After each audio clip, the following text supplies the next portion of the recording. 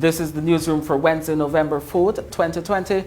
In the headlines, millions of dollars in losses after severe flooding from intense rainfall affect thousands in the capital city. The murder-suicide of a young couple in Eccles, East Bank, Demerara has left two families in a state of shock. Still hiding out in a hotel, former parliamentarian Yesu Persaud is fearful to head back to his Kanji Berbice house. I am not safe. I feel I'm not safe. The Private Sector Commission has given President Irfan Ali an A grade for his first 100 days in office. And in sport, Avinash Ramzan and Shurab Walker of India review IPL 2020 and look ahead to the playoffs starting Thursday. With the news, I'm Kurt Campbell. We're glad you could join us. First up, intense rainfall for several hours has left most parts of the city and several coastal villages flooded.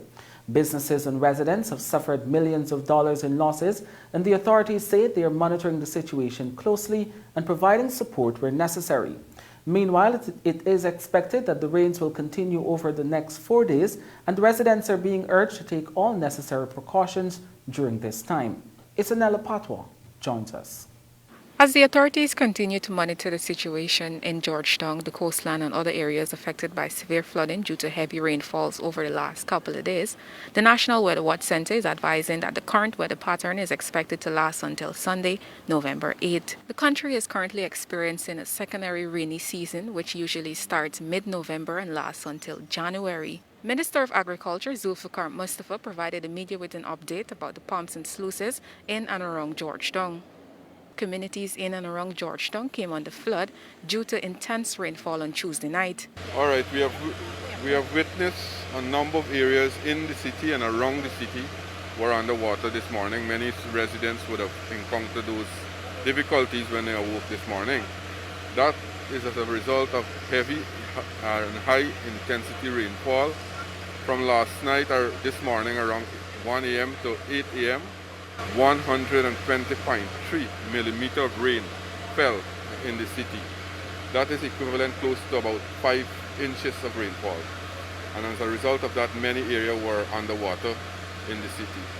Since then, I know for a fact that our engineer, the NDIA engineer, they were around looking and monitoring the situation. Most or all the pumps were working in the city.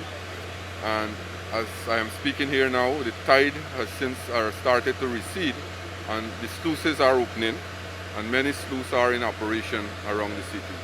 I am hoping that if it doesn't have any major or heavy rainfall more, we can have most of the area can be dry or the water will recede tremendously by after lunch. Meanwhile, the city engineer Colvern Venture further explained that over the last 24 hours, Georgetown experienced 5 inches of rainfall, whereas the drainage capacity only caters for 2 inches, and this is why there is severe flooding in and around the city. All right, well, the amount of rainfall, that is one of the major contributions, and that is then coupled with the sluices closed at the time.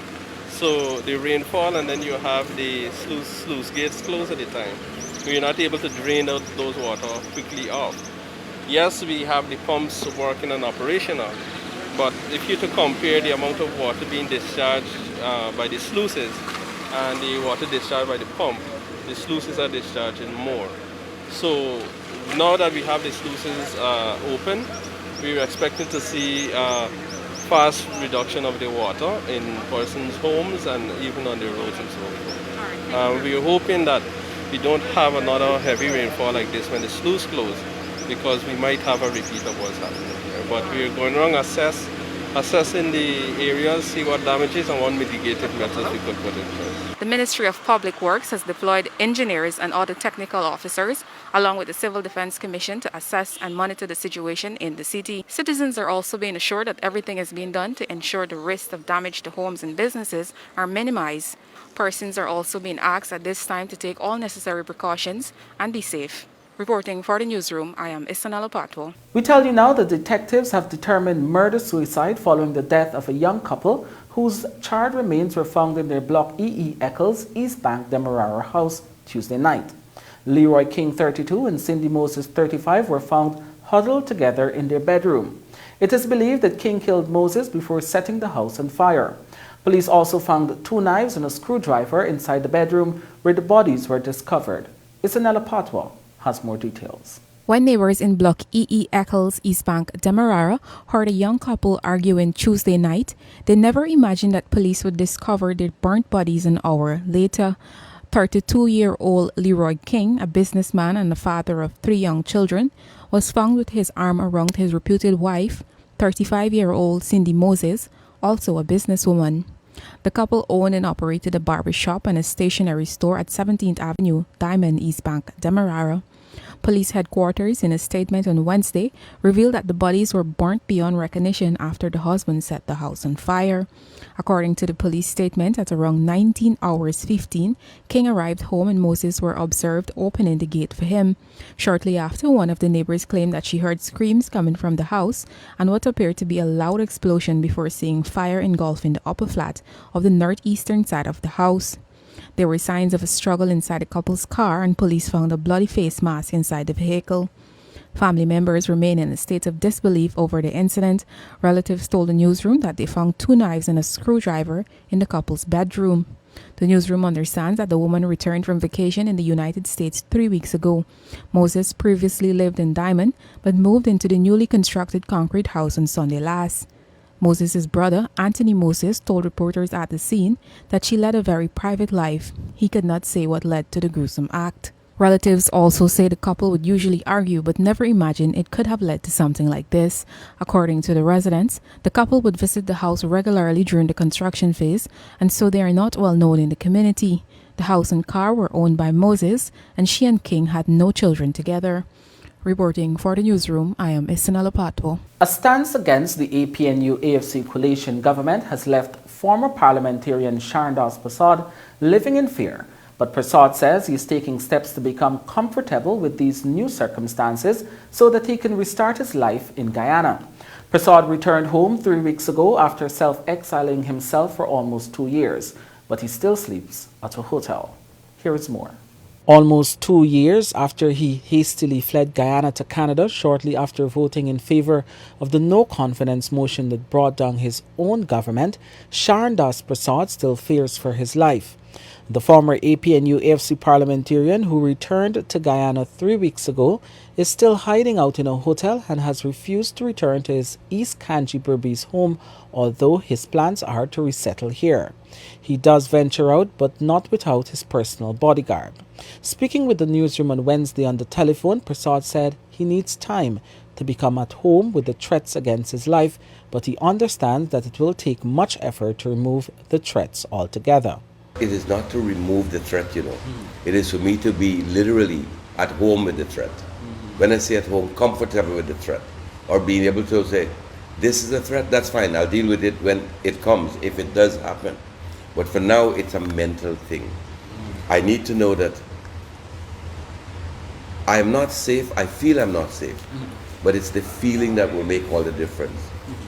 Now look, I can handle this, like I did on the night of December 21, 2018. Persaud believes there are still persons who want to hurt him because of the stance he took against the former APNU-AFC government, initiating a process that saw the coalition being removed from government. Persaud, in his usual cheerful self, recalled the night of December 21, 2018, when he voted against the APNU-AFC government in a no-confidence motion that was brought by the then People's Progressive Party opposition. I knew things could happen. I was so prepared that even death would not have mattered to me. At that stage, I was gone. I had given up on everything. But now, I just want to restart everything. And that is something that I look forward to with eager passion, buddy. Reflecting on his time away from Guyana, Persaud said he was very stressed being away from home. I'll tell you what few people here know. I had to go to a doctor, my family doctor referred me to another doctor, a specialist. I was so stressed out. He said, Sharon, he actually said, Mr. Persaud, stress is a silent killer. You have to leave Guyana aside. Focus on your health. I was so stressed that I was lost, literally. Afraid of going insane. I had given up everything here. I didn't want to, but I had to. While noting that he will serve in the People's Progressive Party government if asked, Persaud said he intends to stay out of politics for now. He noted that his relationship with persons in the APNU AFC is non-existent, while he has friends in the People's Progressive Party. Asked about the investigation that was opened against him in relation to allegations of gold smuggling, Persaud said he does not know and he does not care. Kurt Campbell, Newsroom. Still ahead on the Newsroom, the Private Sector Commission gives President Ali an A grade for his first 100 days in office, and Minister Eccles says international hotels, airlines and new airstrips will soon come on stream. You're watching the Newsroom. Mere days away from completing his first 100 days in office, President Irfan Ali has come in for high commendations from the Private Sector Commission. Here is more. Chairman of the Private Sector Commission, Nicholas Boyer, has offered President Irfan Ali and, by extension, the People's Progressive Party government an A grade for the work done to revive Guyana's economy, which had taken a hit due to COVID-19 pandemic and political stalemate coming out of the protracted elections period. Boyer said he believes the government is well on track to deliver on its manifesto promises. I think the government has done a very good job in their first 100 days in office, and the yardstick we're going to use is what they had set out in the manifesto and how they went about trying to achieve things that they had spoken about on the campaign trail. As he zoomed in on President Ali's performance, Boyer also defended the president against the flack he received with the preparation of the emergency budget, where several reliefs were offered to the private sector. The PSC chairman also offered his support for the government's move to begin reopening the economy and called on the political opposition to also support the government in its thrust to revive the economy. We need a mature political opposition. If the opposition is just going to be opposition for being opposition's sake, it's not going to help us as a country to move forward. We need an opposition that could be critically thinking and can have a national patriotic opinion. Boyer is particularly pleased with the attention the government has given to transformational projects, including the new Demerara Harbour Bridge, alignments for new road networks and the Gas to Shore project. Boyer is also impressed with the decision to depoliticize the COVID-19 task force in order to better serve the interest of the people. The Private Sector Commission as a body already held positive engagements with President Ali. Boyer said the two sides found common ground on several issues, but there are contentious issues that remain outstanding. When asked what those issues were, Boyer would only say that the president has given his commitment to working to ensure that solutions are found. He said it included regulatory issues related to trade. Kurt Campbell, Newsroom. At least 5 airlines, including Virgin Atlantic and WestJet, along with several international hotels, have expressed interest in expanding their brands to Guyana in the coming months. This was disclosed on Wednesday by Minister of Public Works Juan Eccles as he installed the new board of directors of the Guyana Civil Aviation Authority. The minister told the new board members to also expect license applications for new airstrips, while the government is working to upgrade regional airstrips to welcome international flights. Bibi Katoon has her story. The Guyana Civil Aviation Authority and other stakeholders have commenced meeting with Virgin Atlantic, WestJet, Inter-Caribbean Airlines and Fly Always to begin operations to Guyana. Minister of Public Works Juan Eccles, during a ceremony to install a new board of directors for the GCAA on Wednesday, said he hopes Virgin Atlantic can begin scheduled flights to Guyana shortly. In addition, JetBlue, which was recently granted approval, will begin flights to Guyana from December 11th. We want the world visiting Guyana, and we want Guyana visiting the world. We want to ensure that our air link and our air transportation is robust, accessible, predictable, reliable, and affordable. And one of the ways that you could encourage affordability is by ensuring competition. Minister Eccles told the new board of directors that there is a heliport being constructed at Lusignan on the east coast of Demerara, and the design plan is being finalized for the upgrade of Leletem Aerodrome in Region 9. He said some private investors have also asked to upgrade the airstrips in other regions. Quite recently, someone came to see me about opening up an airstrip at Oriala. People would like to partner for the development of the airstrip at Linden. Further, Minister Eccles disclosed that the international franchise holders have also expressed an interest in opening hotels here. He did not name the hotels but noted that 2 of them have asked to construct buildings close to the Chadijagan International Airport. The intent is that we should have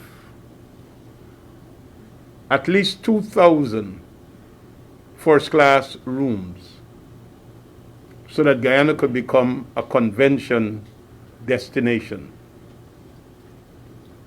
My office have received 2 proposals that were submitted to the Ministry of Tourism, Industry and Commerce, where 2 of those persons have expressed interest in building hotels at the Timiri International Airport. The chairman of the new GCAA board is Javed Sadiq, and the other members are Fazat Khan, Permarup Narain, Ramesh Sibaran, Lieutenant Colonel Courtney Bryan, Beulah Williams, Jerome Khan, Chief Executive Officer of the CJIA Ramesh Gir, and Director General of the Aviation Authority Egbert Field. The directors were charged to ensure all operators act in accordance with the rules and regulations which govern the sector. Bibi Katun, Newsroom. The Ministry of Health has completed testing of samples from 109 babies for HIV following the acquisition of reagents that were needed to complete the test. Subject Minister Dr. Frank Anthony, in his 2020 National Budget presentation, had stated that the samples were taken from babies whose mothers were HIV positive and left sitting in a lab for months.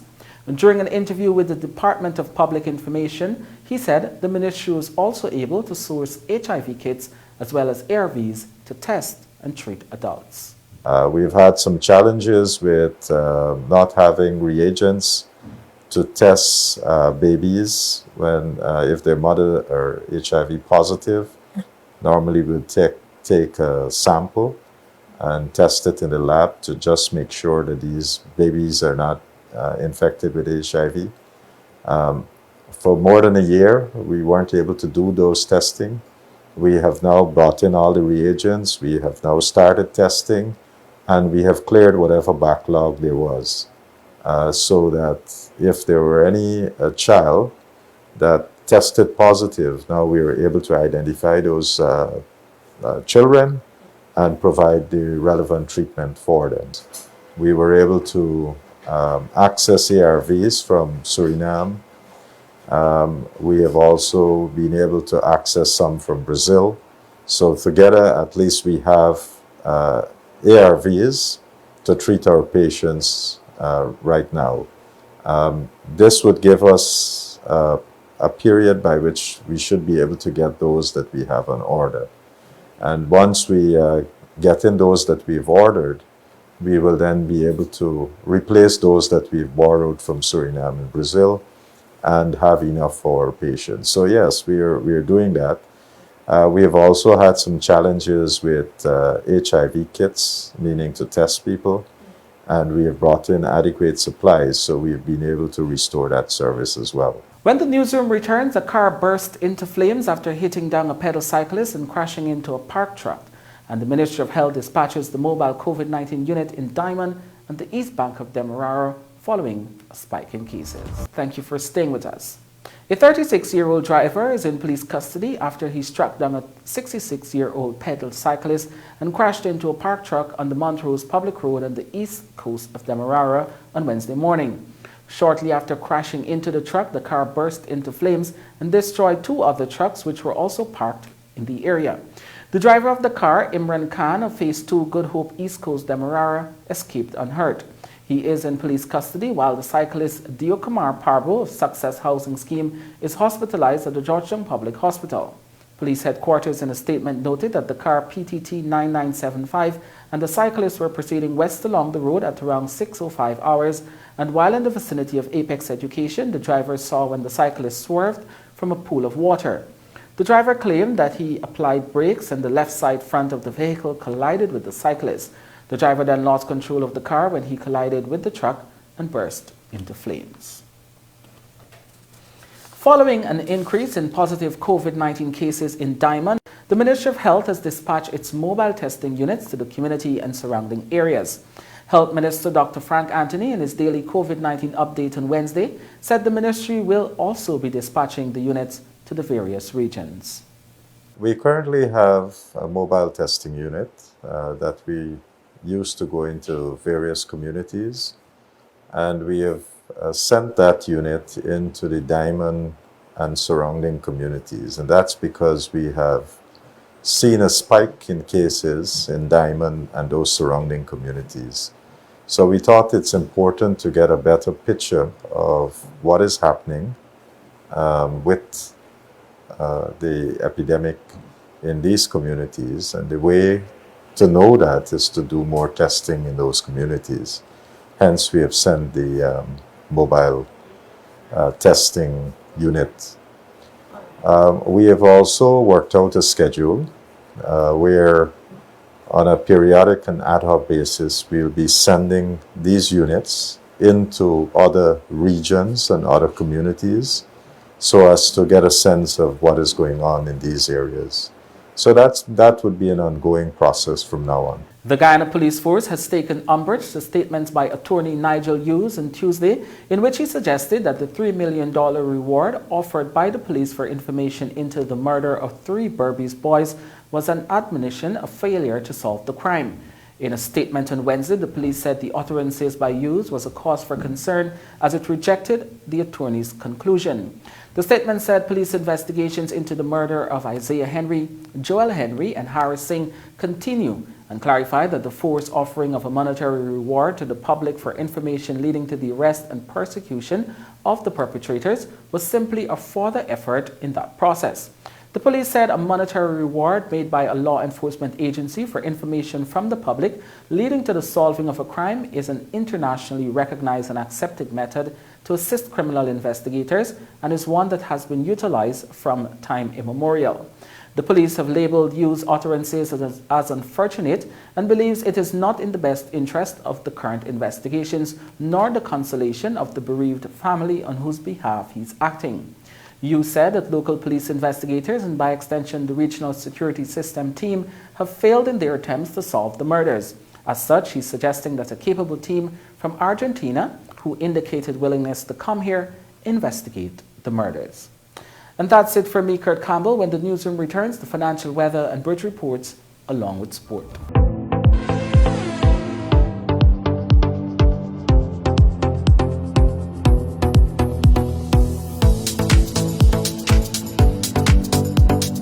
Welcome back to Newsroom. Now for a look at what's happening in sport. We're starting things off with some cricket news. So we're at the business end of the Dream 11 IPL and it's down to the final 4 to battle for the title of champions of 2020. Table toppers Mumbai Indians are down to face second place Delhi Capitals in Qualifier 1 in Dubai tomorrow, the winner advancing straight to the final. On Friday, Sunrisers Hyderabad will take on Royal Challengers Bangalore in the Eliminator in Abu Dhabi. The loser of this contest will be knocked out, while the winner will play the loser of Qualifier 1 in Qualifier 2 on Sunday for a place in the final on November 10. I'm joined by my good friend and performance analyst Surab Walker, all the way in India. Welcome to the show. Thanks. So Surab has also worked with the Board of Control for Cricket in India, the Mumbai cricket team, and the IPL franchise Rajasthan Royals, the very first winners of the IPL in 2008. He was also part of the Guyana Amazon Warriors setup for the last 2 seasons. So lots of experience in terms of what takes place on the cricket field. So before we get into the discussion on the final 4, I just want to get your general thoughts on what has transpired over the past 6 weeks in the United Arab Emirates, the IPL being played for the very first time behind closed doors. IPL, it's been a big tournament since last 13 years. And as we spoke last time, all big players, all big guns been participating in this tournament and they're willing to perform well. I mean, they give their 100%. And if you see, this is the first time ever happened. Till the last game, nobody was sure what the top four teams. That thing keeping everyone on the toes, and they've been watching, following league games till the last match. Yeah. And that was the fascinating thing about this year's tournament. Right up towards the end of the league stage, we didn't know who were the teams that would end up in the Final Four. And at one point, I think 7 of those teams were in contention for the Final Four spot. CSK came out a bit early. But a very good tournament overall. I like the competitive nature, and that was one of the standouts for me this year. Yeah, I mean, if you look at the points table, few of the teams are on the 14. They got qualified, but few teams are on the 14 points, but they didn't qualify just because of net run rate.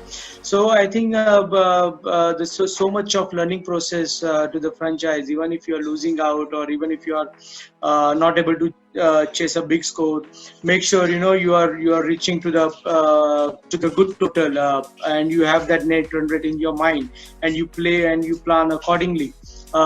This might help you at the later stage of the game. Right. The last time we spoke, I did ask you about some of the young Indian players that we can look forward to in this IPL. You mentioned Tushar Deshpande of Delhi Capitals, Yashasvi Jaiswal of Rajasthan Royals, Ravi Bishnoi of Kings 11's Punjab, Ruturaj Gaikwad of Chennai, and Devdutt Padikkal of Royal Challengers Bangalore. I was particularly impressed with Devdutt Padikkal. I think he's a very good batsman. But you must be pleased with what you've seen from these guys, especially Padikkal and Gaikwad towards the end of that campaign.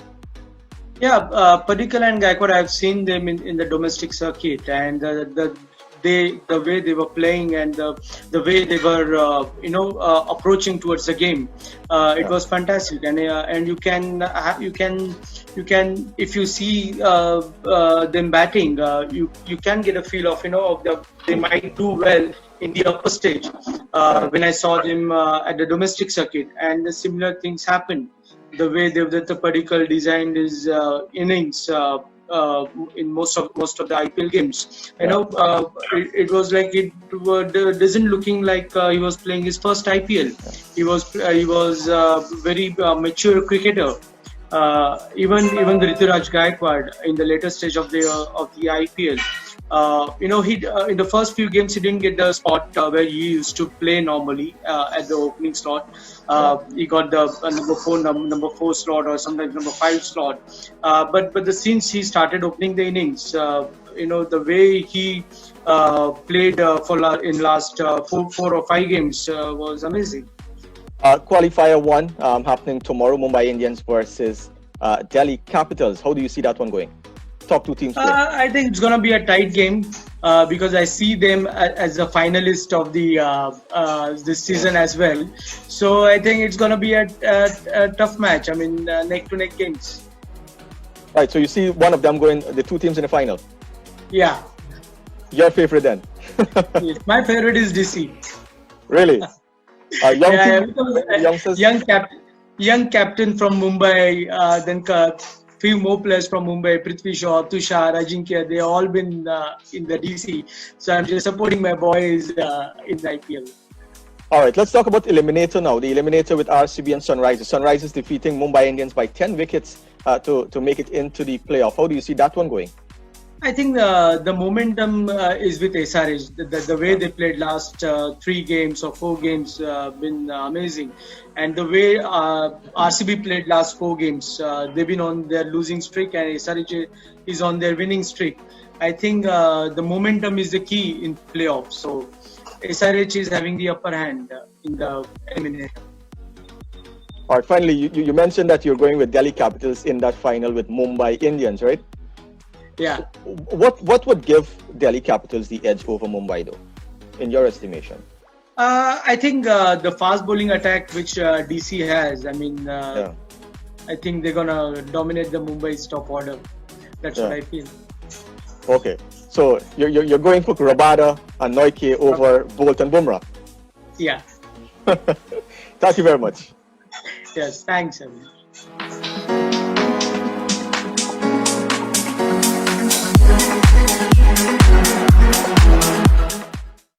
In some swimming news now, new president of the Guyana Amateur Swimming Association, Dwayne Scott, is planning on expanding their reach to outside of central locations and also look to focus on a non-traditional swimming events. More in this report. The National Aquatic Center, located at Liniendal, which was opened in 2011, boasts of an Olympic-sized 50-meter pool, which is the only one in the country. Previously, swimmers would compete at a 25-meter pool located at Colgreen on Camp Street. The new pool has brought an influx of new swimmers who are able to train in the required Olympic-sized pool. Ideally, Scott would hope for more infrastructure as such in other regions, but for now, he wants to go into the other regions and assess where they are and how the association can help. There is a school of thought that open water swimming could be an area Guyanese can look to compete more in and possibly qualify for the Olympics. Open water swimming is an Olympic sanctioned discipline. It has been included in the Olympic Games since 2008 and the FINA World Aquatic Championships since 1991. That's the reason why we have to look at expanding our activities beyond Georgetown and Linden. And we have to look at non-traditional ways of doing that. I mean, the COVID-19 pandemic has taught us a lot. And I would hope that with these teachings, we use those lessons learned to implement programs that can help us to not only improve participation, but improve activities and increase activities. Georgetown and Linden, when you look to the Rupununi and you look to Essequibo and you look to Berbice, what facilities do they have and how can we get them involved and what measures and methods are we going to put in place to keep them involved? The new president said they will look to strengthen their partnership with FINA to allow Guyanese swimmers to access scholarships at an earlier age, which allows them to be able to perform at an improved standard. One of my initial plans as it is to get a database of all our coaches and get the key details on their qualification level and also get a proper database of our athletes. I find that at the level in which we expose our athletes to the scholarship program is a bit too late. I would like to see us implementing systems that can allow the athletes to be exposed to this program even at an earlier level. We need to look at the academic aspect of development in collaboration with the physical aspect. We need to focus on programs that can keep our athletes academically competent so that they can qualify for these international programs. We would hope to get them into the collegiate level or even at the high school level that I'm seeing other sport disciplines have been able to accomplish. Because that way, we will be able to get them exposed to the international training at an early level and get them a lot more competent at an early level, which makes them a lot more competitive. And if we can widen that pool, it means that we'll have a lot more athletes who can be competing at a very high level regionally and internationally. And that is also a part of our goal moving forward. Just last Saturday, 16-year-old Leon Seaton Jr. departed Guyana for a 5-1 scholarship in Florida as he prepares to possibly qualify for next year's Olympic Games. Many of the swimmers in the past have accessed FINA scholarships, but many have done so when they were mature age or on a limited basis of 1 year. For the newsroom, Akim Green. In cricket, Marlon Samuels, the West Indies batsman who top scored in both of the World T20 final victories, has retired from professional cricket. Johnny Grave, the Cricket West Indies chief executive, confirmed to ESPN Cricinfo that Samuels had told CWI of his retirement in June, having last played in December 2018. While Samuels' career ends with underwhelming batting averages, he was always a man for the big occasion, as he proved in both of West Indies' World T20 wins. In ODI cricket, he still holds the record for the highest partnership for any wicket, 372 with Chris Gayle against Zimbabwe in the 2015 World Cup. Across formats, he made 11,134 international runs, including 17 centuries, and took 152 wickets with his quick off breaks. He also represented several T20 franchises around the world late in his career, including Pune Warriors, Delhi Daredevils, Melbourne Renegades, and Peshawar Zalmi. West Indies T20 specialist Keswick Williams and uncapped Joshua De Silva are both bubbling with enthusiasm as they begin preparation for the 3 T20 internationals and 2 tests against New Zealand. They spoke to Cricket West Indies media and expressed their eagerness to do well.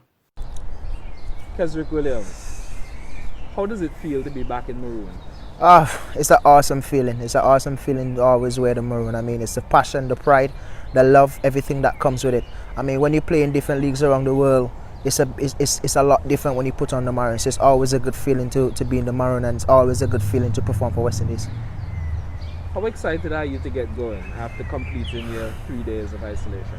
After flying for so long, the jet lag and then 3 days isolation, it's tough, but I mean, we have a long time to get ready and get prepared for these games. So yes, I'm ready to go. I mean, today we had a little run out and we could feel the effects of the 3 days and the jet lag.